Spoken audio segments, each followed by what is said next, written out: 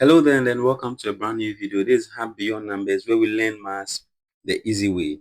By the end of this lesson, you should be able to understand what integers are, identify the positive and negative integers including 0, and then also represent integers on a number line while recognizing what real life situations involving integers.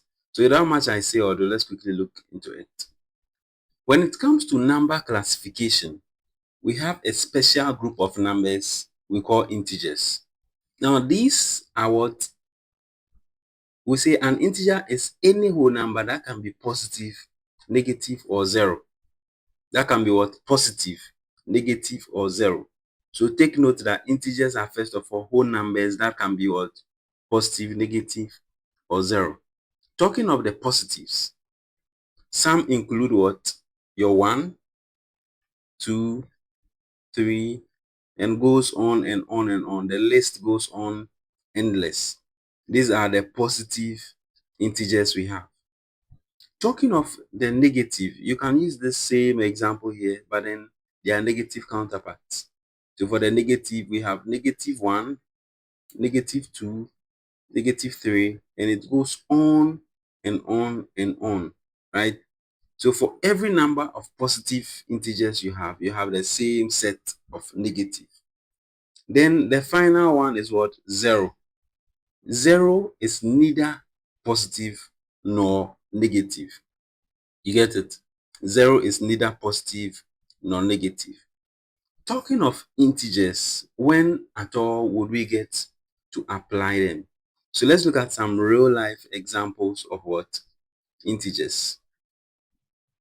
Okay, so for the real life examples, have you ever wondered what the temperature is in extreme cold regions? Well, they are actually negative. Okay, so whilst in the hotter regions of the earth, the temperatures might exceed 27, some being 30 and all that. For the very colder regions of the earth, especially in the poles, the temperatures can be negative. And a knowledge on what integers are can easily help you to make calculations and then deductions on these regions. Now, the next real life example is what? Bank account balance. So have you ever wondered how money works when someone is owing? You see, so when you are owing, then it becomes a debt, and debts are calculated as negatives. You see, negatives.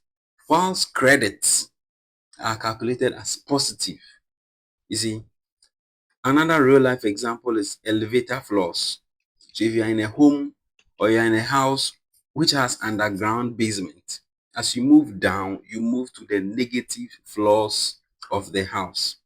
These are some practical applications of what? Integers. You can't talk of integers without considering the number line. Hence, let's look at the number line. So the number line is just a horizontal line that marks integers. You see, so something like this, what you see on your screen over here. With a number line, you are able to know the relative positions of the integers. Now, there are some observations we can make on the number line. We have the positive pointing towards the right. So if you start with 0, we said the integers are what? Positive and negative whole numbers, including 0. So if we start with 0 as our center, you realize that on the positive direction or on the right, we have all the positive integers you can ever think of. That is on the right. Whereas on the left, you have what? The negative integers you can ever think of. Now, the numbers do increase as you move towards the right. For the whole numbers, the positive ones that we already know how to order and compare them, you realize that from 0, you increase to 1, and the numbers increase one after the other. Same applies if you are to start from here. So -6 in that direction, towards the right increases the value, or to the what? Positive direction. And same can be said when you are moving towards the left. So as you move towards the left, we say the numbers decrease in value. You get it? The numbers decrease in value. This here is the what? Number line. Now take note that 0 is neither positive nor negative. And secondly, every positive number has a negative counterpart. So if I take positive 1, it has a negative counterpart, which is what? Negative 1. If I take negative 2, it has a positive counterpart, which is positive 2. You see, all the numbers do have their counterpart in that order. Get it? Then we also said that the further right you go, the greater the number. So as I continuously move to the right, I'm going to get a greater number. And the further left I go, I'm going to get a less number. Okay.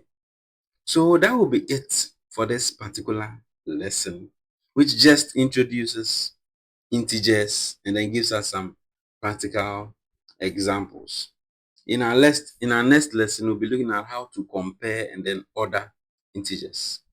See you in the next lesson. Bye.